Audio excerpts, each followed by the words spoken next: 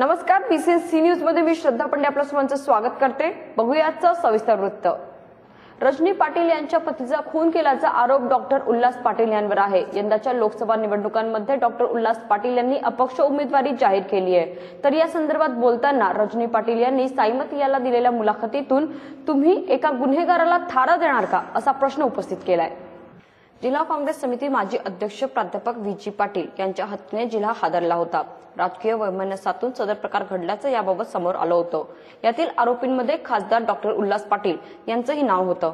यंदा खासदार डॉक्टर उल्हास पाटील यांनी अपक्ष उमेदवारी जाहीर केली आहे व याच पार्श्वभूमीवर प्राध्यापक श्रीमती रजनी पाटील यांनी साईमत वृत्तपत्राला दिलेल्या मुलाखतीत डॉक्टर उल्हास पाटील यांना थारा न देण्याचं आवाहन केलंय। श्रीमती रजनी पाटील या मयत व्ही.जी. पाटील यांच्या पत्नी आहेत। नमस्कार बंधू भगिनींनो, प्राध्यापिका रजनी विश्राम पाटील। 21 सप्टेंबर 2005 रोजी माझ्या पतीची हत्या झाली। त्यावेळेला ते जळगाव जिल्हा काँग्रेसचे अध्यक्ष होते। राजकीय वैमनस्यातून राजकीय स्वार्थासाठी प्राध्यापक व्ही.जी. पाटील म्हणजे माझे पती यांचा डॉक्टर उल्हास पाटील आणि डॉक्टर जे.एन. पाटील यांनी दामोदर लोखंडे, इलाधर नारखेडे, राजू माळी, राजू सोनवणे यांच्या मदतीने सुपारी देऊन माझ्या पतीचा खून केला ही अगदी मी ठामपणे सांगू शकते। कारण आतापर्यंत तपास यंत्रणेने जो तपास केलेला आहे त्या कागदपत्रांमध्ये शब्द मी वाचलेला आहे, अभ्यास केलेला आहे आणि त्यावरून मी ठामपणे सांगू शकते की यांनीच माझ्या पतीचा खून केला आहे, उल्हास पाटील जी.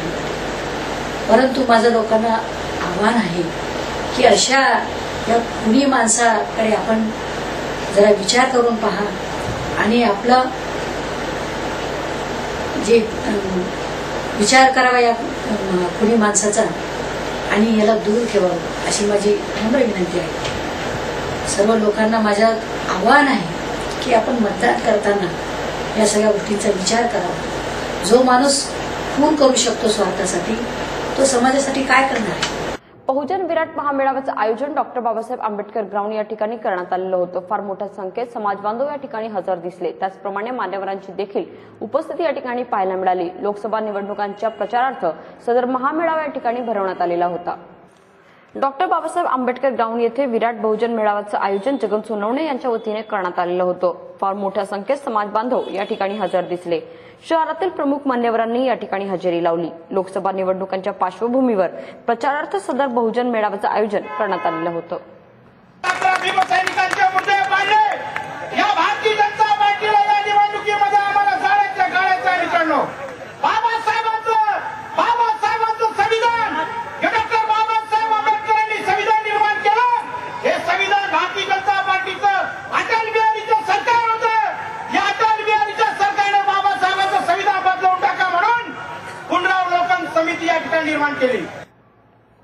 जगन सोनवणे यांच्या वतीने लोकसभा निवडणुकांच्या प्रचारार्थ आयोजित करण्यात आलेल्या विराट महामोर्चामध्ये उपस्थित असलेला गफ्फार मलिक यांच्या वतीने त्या ठिकाणी सर्वांना संबोधित करण्यात आलं। यावेळी बोलताना सर्वांनी मतदान करण्याचं आवाहन त्यांनी केलं व सर्वांनी मतदान केल्यास नक्कीच या ठिकाणी आपण जिंकून येऊ असा विश्वास त्यांनी दर्शवला। जगन सोनवणे यांच्या वतीने घेण्यात आलेल्या बहुजन मेळाव्यादरम्यान बोलताना हाजी गफ्फार मलिक यांनी आपण मिळून 100% मतदान केलं तर नक्कीच आपण विजयी होऊ असे म्हणत मतदानाचं आवाहन केलं। तेथेच मोदींनी यांवर ताशेरे ओढत ते मागे सरले नाहीत। आपल्या शेरोशायरीच्या अंदाजमध्ये त्यांनी सर्वांचं लक्ष वेधून घेतलं। अगर तुम हम मिल गए तो जिसका नाम अभी आ रहा है पंतप्रधान के लिए, अगर तुम्हारी हमारी और हमारे साथीदारों की बहुजनों की 100% वोटिंग होती है तो जालिम नीचे आता है और हम ऊपर जाते हैं। वो कभी शाही किरदार हो नहीं सकता, वो कभी शाही किरदार हो नहीं सकता, वो मक्कार वफादार हो नहीं सकता। खेल गया जो गुजरात में लहू की होली, वो कातिल मेरे मुल्क का सरदार हो नहीं सकता। जगन सोनवणे यांच्या वतीने आयोजित करण्यात आलेल्या महाविराट मोर्चा दरम्यान बोलताना ईश्वरबाबू जैन यांनी देखील आपलं मत मांडलं। जर गुजरात हा विकसित असेल तर तेथील लोक वोट मागायला महाराष्ट्रात का येतात असा प्रश्न त्यांनी उपस्थित केला। त्याचप्रमाणे मोदी हे प्रचार सभा भरवतात, मोठमोठ्या इलेक्ट्रॉनिक वस्तू ते आपल्या प्रचार सभेत यूज करतात, तर यावेळी त्यांना पैसा कुठून मिळतो हा गंभीर प्रश्न त्यांनी या ठिकाणी उपस्थित केला। ही अगदीच आगळी आणि वेगळी आहे. खऱ्या अर्थानं सर्वसाधारण माणूस, ज्याला हिंदीमध्ये आम आदमी म्हणतात, याच्या विरोधात घरदांडग्यांची निवडणूक आहे. मोदी कोणाच्या पाठिंब्यानं शेकडो सभा घेत आहेत, पैसा कुठून येतोय, कोण पुरवतोय, कशासाठी पुरवतोय, हे समजून घेण्यासारखं आहे. आपल्या फायनान्स मिनिस्टरनी सुद्धा त्यांना चॅलेंज दिलं की चिदंबरमनी चॅलेंज स्वीकारलं नाही. आपल्या मुख्यमंत्र्यांनी सांगितलं की या समोरासमोर बसूया आणि एक दुसऱ्याला तुम्ही सिद्ध करून दाखवा गुजरात कसं पुढे आहे, आम्ही दाखवू महाराष्ट्र कसं पुढे आहे. लोकसभा निवडणुका 2014 याच्या प्रचारार्थ नुकताच डॉक्टर बाबासाहेब आंबेडकर ग्राउंड या ठिकाणी बहुजन विराट महामोर्चाचं आयोजन करण्यात आलेलं होतं. या महामेळाव्यादरम्यान बोलताना माननीय श्री संतोष भाऊ चौधरी यांनी येणारा यंदाचा आमदार हा नक्कीच भीम सैनिक असेल असा विश्वास दर्शवला. विराट बहुजन मेळाव्यादरम्यान माननीय श्री संतोष भाऊ चौधरी यांनीही आपल्या सर्वांना संबोधित करत राष्ट्रवादीच्या उमेदवाराला निवडून देण्याचं आवाहन केलं. तसेच भुसावळ तालुक्याचा येणारा आमदार हा भीमसैनिकच असेल असं वचनही त्यांनी यावेळी दिलं, ज्यामुळे सर्वांमध्ये एकच जल्लोष संचारला होता. जी सर्वात महत्वाची गोष्ट तुमच्या आमच्या सर्वांच्या मनामध्ये आहे, तो सुद्धा शब्द कोटवड मध्ये मागच्या वेळेस 3 वर्ष अगोदर मी दिला होता, पण तो कोटवड मध्ये दिला होता. परंतु आज ओपन देतो की पुढचा आमदार हा भीमसैनिक आहे.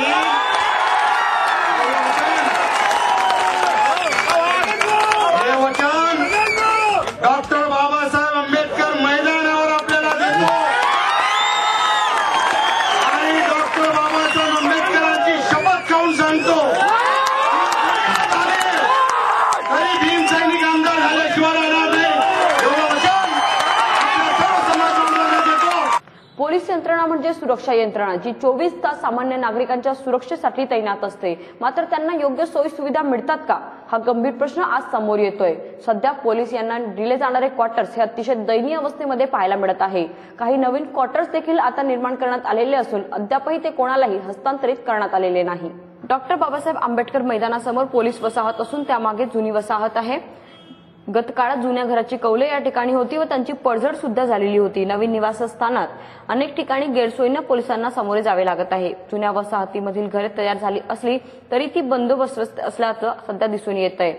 गेल्या काही महिन्यांपूर्वी जिल्ह्याचे कर्तव्यदक्ष जिल्हा पोलीस अधीक्षक एस जयकुमार यांनी जुन्या वसाहतीमधील पडक्या घरांची पाहणी करून सार्वजनिक बांधकाम विभागाला दुरुस्तीचं सांगितलं होतं. मात्र या ठिकाणी कर्मचारी देखील उपस्थित होते. वसाहतीची पाहणी कर्मचाऱ्यांच्या वतीनेही करण्यात आलेली होती. त्यांनाही या ठिकाणी अनेक समस्या जाणवल्या. पावसाळ्यातील खालील घरांमध्ये पाणी शिरत होतं. समाजात महत्वाचं स्थान असणाऱ्या पोलिसांच्या कुटुंबांना अनेक समस्यांना या ठिकाणी तोंड द्यावं लागत असल्याची जाणीव एस जयकुमार यांना झालेली असल्याने त्यांनी या ठिकाणी सुधारणाच्या सूचना केलेल्या होत्या व त्या ठिकाणी घरांची डक्या दुरुस्ती केलेली असून सध्या ती घरे त्या ठिकाणी तयार झालेली आहेत. मात्र कुणीही त्या घरात अद्यापही राहत नसल्याचं कळतं. घर तयार असतानाही ते वापरत नसल्याने पोलीस कर्मचाऱ्यांमध्ये नाराजगी दिसून येते.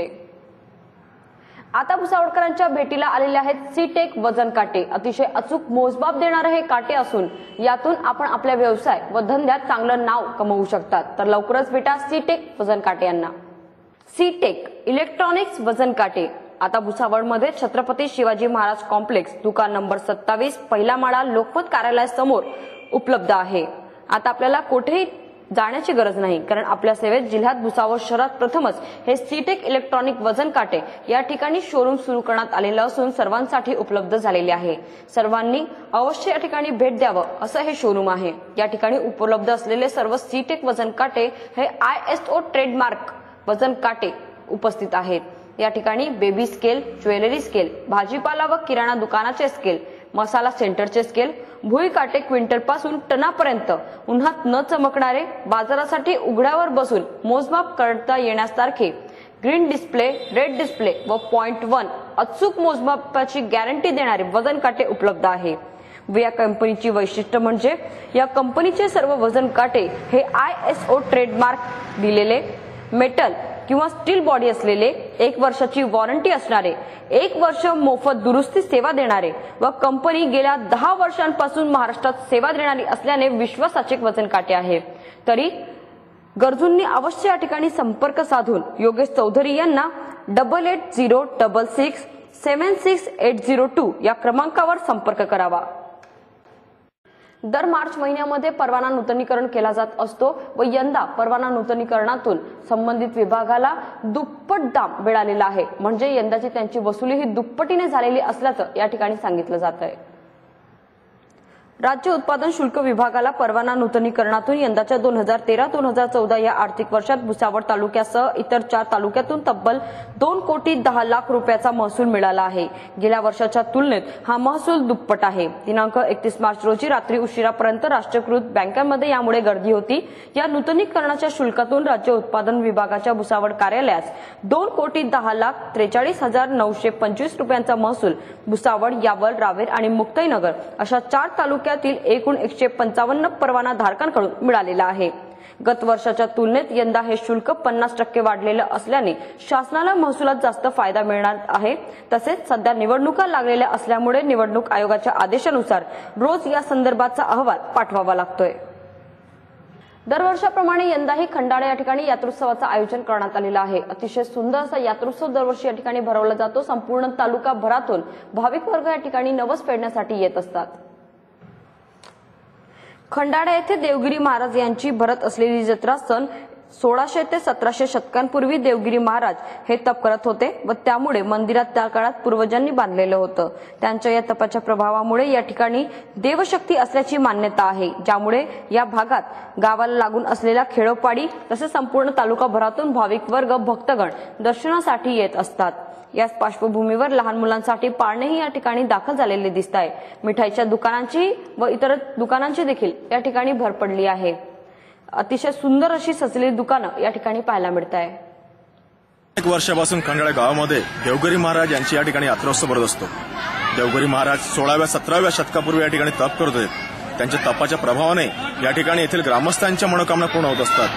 त्यामुळे चैत्र वैद्य पंचमी या दिनी या ठिकाणी मोठ्या प्रमाणात या ठिकाणी यात्रोत्सव भरले जात असते। खेडोपाडी या ठिकाणी तालुक्यातील या ठिकाणी भक्तगण या ठिकाणी येत असतात। नवसाला पावणारे या ठिकाणी असं या ठिकाणी म्हटलं जात असतं की नवसाला देवगिरी महाराज पावत असतात आणि आमच्या मनोकामना पूर्ण होत असतात। येथील या ठिकाणी अनेक भक्तांकडून म्हटलं जात आहे। कॅमेरामॅन वैभव सूर्यवंशी, विशाल सूर्यवंशी, सीनियर भुसावळ। लोकसभेच्या सार्वत्रिक निवडणुका या जाहीर झालेल्या असून या दरम्यान पैशांचे वाटप किंवा सोने चांदीचं वाटप फार मोठ्या प्रमाणात होत असतं। अशा प्रकारच्या घटना सध्या समोर येताना दिसत आहे। याबाबत जागरूक होत संबंधित प्रशासनाने सध्या वाहनांची तपासणी करण्यास सुरुवात केली आहे। या निवडणुकांच्या पार्श्वभूमीवरती पोलीस बंदोबस्त आता कडक करण्यात आलेला आहे। पोलीस प्रशासन आता पूर्णपणे सज्ज झालेलं दिसत आहे।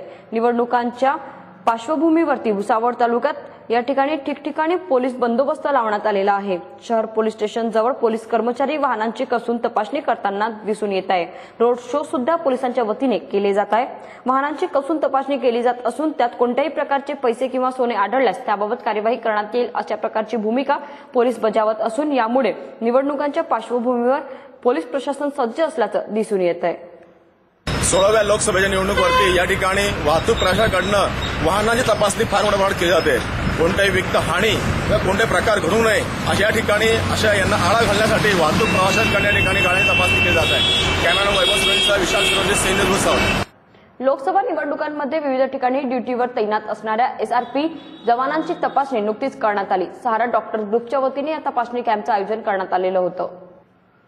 सहारा डॉक्टर ग्रुपच्या वतीने MI तेली स्कूल या ठिकाणी मेडिकल चेकअप कॅम्प भरवण्यात आला होता। निवडणुकीसाठी ड्युटीवर जाणाऱ्या SRP जवानांची तपासणी या ठिकाणी करण्यात आली। यावेळी PI Satish Deshmukh, API Akbar Patel, SRP group PI Patil उपस्थित होते। यावेळी doctor Jawwad Ahmed, Rafiq Ahmed, doctor Shakeel, doctor Zakir, doctor Farooqui, doctor Azam यांच्या वतीने सर्वांची तपासणी करण्यात आली।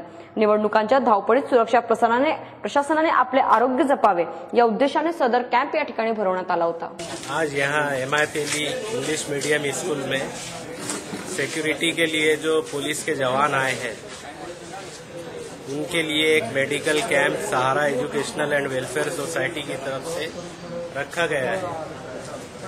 आज यहाँ पर MI तेली इंग्लिश मीडियम स्कूल में इस भुसावल शहर के बंदोबस्त के लिए पुलिस डिपार्टमेंट के जवान यहाँ पर रुके हैं, जबकि ये जवान हमारे भुसावल के अमन शांति के लिए इतनी दूर से आए हैं, तो ये हमारा कर्तव्य बनता है कि इनको सेवा दें, इनको सर्विस दें। ये अगर फिट रहेंगे तो अच्छे तरीके से हमारे शहर की अमन शांति कायम करने में अच्छे सक्षम रहेंगे। इसके हिसाब से आज यहाँ पर सहारा एजुकेशन वेलफेयर सोसाइटी, जो डॉक्टर्स का ग्रुप है भुसावल के, उन्होंने इनके चेकअप का कैंप अरेंज किया है। यहाँ पर उनको चेकअप किया जा रहा है और उनकी जरूरी लग रही है तो मेडिसिन भी यहाँ पर दी जा रही है कि ये पुलिस डिपार्टमेंट के जवान हमारे भुसावल शहर के मेहमान हैं और मेहमान की सेवा करना हमारी संस्कृति है, सभ्यता है। इसके हिसाब से हम इनकी यहाँ पर सेवा कर रहे हैं। राष्ट्रवादीच्या प्रचारार्थ सावदा या ठिकाणी झालेली आर पाटील यांची सभा चांगलीच गाजली। या ठिकाणी फार मोठ्या संख्येमध्ये राष्ट्रवादीचे समर्थक व कार्यकर्ते हजर झालेले होते। विविध मुद्द्यांना या ठिकाणी आर पाटील यांनी तोंड फोडलं व यामुळे सर्वांमध्ये एक जोश संचारला होता। महाराष्ट्र राज्याचा विकास दर 572 तर गुजरात राज्याचा 527 आहे। साक्षरतेचं प्रमाण ही महाराष्ट्राचं 83% तर गुजरातचं 79% एवढं असल्याचं या ठिकाणी त्यांनी सांगितलं। महाराष्ट्राचं दरडोई उत्पन्न हे गुजरातपेक्षा जास्त असल्याचं ते बोलले। सावदा या ठिकाणी झालेल्या प्रचार सभेदरम्यान ते बोलत होते। या प्रसंगी ईश्वर बाबू जैन, पालकमंत्री संजयभाऊ सावकारे, जिल्हाध्यक्ष हाजी गफ्फार मलिक, जगन सोनवणे, शिरीषदादा चौधरी, माननीय अरुण गुजराती, मनीषदादा जैन यांचा मान्यवर या ठिकाणी हजर होते। यावेळी बोलताना आर पाटील हे असेही म्हणाले की बाकी सर्वांमध्ये जरी गुजरात हे मागे असेल तरी दंगली घडवण्यात मात्र ते पुढे आहे। याचप्रमाणे हरिभाऊ जावडे गुडघ्याला बाशिंग बांधून तयार होते, परंतु ऐनवेळी त्यांचं बाशिंग सोडण्यात आलं। नाथाभाऊ काँग्रेस व राष्ट्रवादी काँग्रेसवर घराणेशाहीचा आरोप करतात, मग नाथाभाऊ तुम्ही सुनेला उमेदवारी देऊन काय केलं असा प्रश्न त्यांनी उपस्थित केला। गुजरातच्या जनतेबद्दल सुद्धा आमच्या मनामध्ये प्रेम आहे। आम्हालाही गुजरात हवा आहे, पण तो महात्मा गांधींचा, देशाला एकसंघ करणाऱ्या सरदार वल्लभभाई पटेल यांचा, पण देशाला तोडणाऱ्या नरेंद्र मोदींचा नाही। एक महत्वपूर्ण निवडणूक आहे। तुम्ही सगळे मिळून महाराष्ट्राचा पुरोगामीपणा टिकवाल, धर्मांध शक्तीला गाडाल, धर्मनिरपेक्ष शक्तीला पाठबळ द्याल असा विश्वास मनापासून बाळगतो। प्रथमच नरेंद्र मोदी यांची सभा जळगाव जिल्ह्यात आयोजित करण्यात आलेली होती। या निमित्त लाखोच्या संख्येत या ठिकाणी समर्थक जमा झालेले दिसले। येणाऱ्या लोकसभा निवडणुकांच्या पार्श्वभूमीवर जळगाव आणि रावेर मतदारसंघातील उमेदवारांना निवडून देण्याच्या त्यांच्या प्रचारार्थ या ठिकाणी नरेंद्र मोदी दाखल झालेले होते। भाजपचे रावेर व जळगाव मतदारसंघाचे उमेदवार असलेल्या एटी नाना पाटील व रक्षाताई खडसे यांच्या प्रचारार्थ नरेंद्र मोदी जळगाव जिल्ह्यात दाखल झाले होते। लाखोंच्या संख्येत नागरिकांची या सभेला उपस्थिती पाहायला मिळाली। यावेळी विरोधी पक्षनेता एकनाथराव खडसे यांच्यासह भाजप समर्थकांमध्ये उत्साहाचं वातावरण पाहायला मिळालं। मान्यवरांचा सत्कार सोहळा सर्वप्रथम या ठिकाणी पार पडला। त्यानंतर उपस्थित मान्यवरांनी सर्वांना संबोधित करत आपले मत या ठिकाणी मांडले। यावेळी बोलताना बीजेपीला मतदान करण्याचं आवाहन त्यांच्या वतीनं करण्यात येत होतं। नरेंद्र मोदी यांनी ही सर्वांना संबोधलं। प्रथमच लोकसभा निवडणुकांसाठी पीएम उमेदवार असलेल्या नरेंद्र मोदी यांनी जळगाव शहरात हजेरी लावली आहे। मतदान या पार्लमेंटसाठी या देशासाठी अत्यंत महत्वाचं आहे। गेले 65 वर्षापैकी 60 वर्ष या देशामध्ये काँग्रेसची सत्ता आहे आणि या 60 वर्षामध्ये त्या देशामधल्या नागरिकांना काय मिळालं याचं मूल्यमापन करण्याची ही निवडणूक आहे। अलीकडच्या कालखंडामध्ये 10 वर्ष झाले केंद्रामध्ये काँग्रेस प्रणित सरकार आणि महाराष्ट्रामध्ये 15 वर्ष झाले या राष्ट्रवादी आणि काँग्रेसचं सरकार। या सरकाराच्या माध्यमातून या महाराष्ट्राचा आणि देशाचा विकास होतो। तो किताब पढ़ने के बाद पता चलता है कि दिल्ली की सरकार प्रधानमंत्री नहीं चला रहे थे, ये तो माँ बेटे की सरकार है, माँ बेटे की सरकार। कि अगर मुसीबतों से मुक्ति चाहते हैं तो ये माँ बेटे की सरकार को सदा सर्वदा के लिए विदाई करने का ये अवसर है। गुड फ्रायडेच्या दिवशी प्रभू येशू ख्रिस्त यांना क्रॉसवर चढवण्यात आलेले होते व त्यानंतर 3 दिवसांनी प्रभू येशू ख्रिस्त हे पुन्हा जिवंत झाले। 3 दिवसानंतर येणारा हा दिवस ख्रिस्ती समाज बांधवांच्या वतीने ईस्टर म्हणून साजरा केला जातो। ईस्टर निमित्त भुसावळ शहरात मिरवणुकीचं आयोजन करण्यात आलेलं होतं। ख्रिस्ती समाज बांधवांच्या वतीने ईस्टर मोठ्या उत्साहात साजरा करण्यात आला. गुड फ्रायडेच्या दिवशी प्रभू येशू ख्रिस्त यांना क्रॉसवर चढवण्यात आलं होतं. मात्र पुढील तिसऱ्या दिवशी प्रभू येशू ख्रिस्त हे पुन्हा जिवंत झाले व म्हणून ख्रिस्ती समाज बांधव हा दिवस ईस्टर म्हणून साजरा करतात. त्यांच्या वतीने भव्य मिरवणूक या निमित्त काढण्यात आली. मोठ्या संख्येत समाज बांधव या मिरवणुकीत दाखल झाले होते. तसेच तदनंतर सर्व चर्चच्या प्रार्थकांनी एकत्रित येऊन भक्तिगीत देखील म्हटले. पार्टीच्या वतीने लोकसभा निवडणुकांच्या पार्श्वभूमीवर पत्रकार परिषदेचं आयोजन करण्यात आलेलं होतं. या पत्रकार परिषदेअंतर्गत त्यांच्या वतीने आपल्या उमेदवाराचं या ठिकाणी ओळख करून देण्यात आली.